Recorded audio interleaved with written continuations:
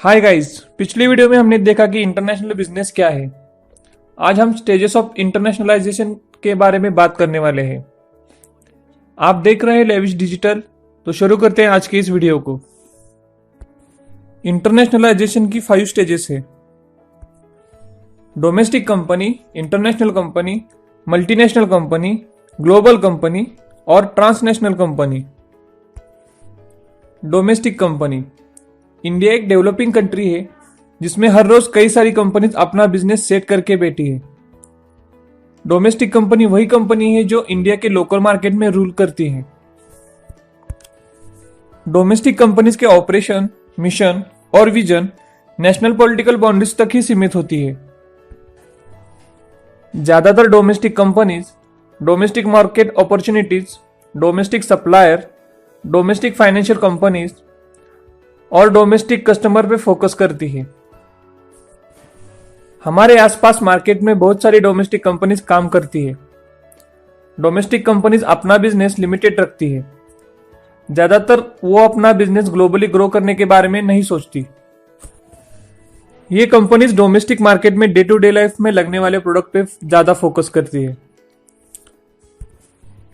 Domestic companies diversification strategy का इस्तेमाल करके नए डोमेस्टिक मार्केट में एंट्री करती है और नए प्रोडक्ट टेक्नोलॉजी डेवलप करती है। डोमेस्टिक कंपनी एक्सपेंशन स्ट्रेटेजी का यूज नहीं करती। इसी वजह से ये कंपनीज इंटरनेशनल मार्केट में एंटर नहीं कर पाती। नेक्स्ट स्टेज है international company. International companies basically domestic company होती है, बट वो अपने प्रोडक्ट आउटसाइड कंट्री में सेल करती है। ये कंपनी अपने ऑपरेशंस को इंटरनेशनलाइजिंग करती है और डोमेस्टिक मार्केट के बाहर आकर अपने बिजनेस को इंटरनेशनली एक्सपांड करती है। इंटरनेशनल कंपनी अपने पीपल, प्रोडक्ट और टेक्नोलॉजी का यूज करके फॉरेन कंट्री में अपनी जगह बना लेती है। ये कंपनीज अपने प्रोडक्ट और सर्विसेज का फॉरेन मार्केट में सेल करती है। इंटरनेशनल कंपनी अपने मार्केटिंग मिक्स को कॉन्स्टेंटली अपडेट करती है और न्यू कंट्री में अपने ऑपरेशन एक्सटेंड करती है। नेक्स्ट स्टेज है मल्टीनेशनल कंपनी। मल्टीनेशनल कंपनी एक तरह से इंटरनेशनल कंपनी होती है।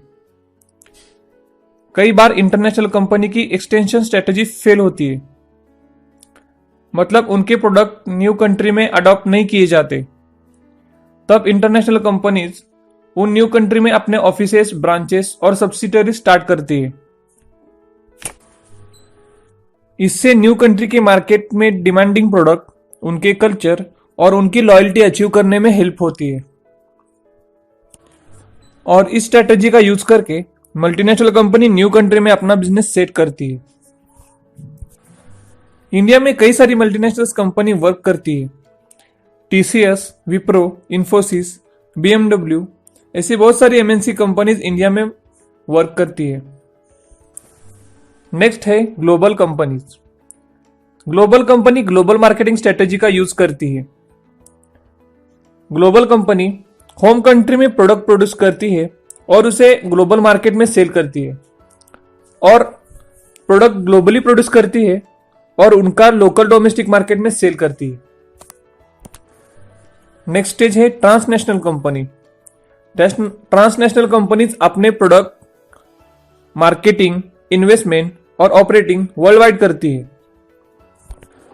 ये इंटीग्रेटेड ग्लोबल एंटरप्राइज होती है जो कि ग्लोबल मार्केट से लिंक होकर प्रॉफिट अर्न करती है। ट्रांसनेशनल कंपनी ग्लोबल कंपनी से मिलती जुलती रहती है। पेप्सी, कोका कोला ये ट्रांसनेशनल कंपनीज हैं। Advantages of internationalisation. Internationalisation company के इंटरनेशनल ग्रोथ के लिए बहुत इंपॉर्टेंट फैक्टर होता है।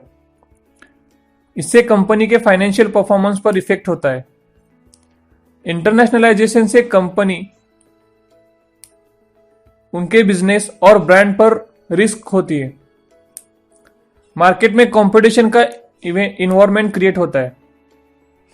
इंटरनेशनल एक्सचेंज रेट बिजनेस के लिए बहुत इंपॉर्टेंट फैक्टर होता है। Disadvantages of internationalisation. International trade के लिए पॉलिटिकल रिस्क रहती है। एक्सचेंज रेट रिस्क बहुत बढ़ती है। इंटरनेशनल ट्रेड में कल्चरल कॉम्प्लिकेशंस फेस करनी पड़ती है। हर कंट्री का एक अलग कल्चर होता है। कभी कभी कंपनी का प्रोडक्ट उस कंट्री का कल्चर अडॉप्ट नहीं करता, इसी वजह से वो प्रोडक्ट मार्केट में फेल होता है। बिजनेस के लिए क्रेडिट रिस्क और प्रोप्राइटरी इंफॉर्मेशन रिस्क रहती है। सो गाइज, आज की वीडियो में हमने देखा इंटरनेशनलाइजेशन की स्टेजेस क्या है, उनके एडवांटेजेस क्या है और डिसएडवांटेजेस क्या है। आज की वीडियो में बस इतना ही। Thank you. Thanks for watching and subscribe for the latest updates.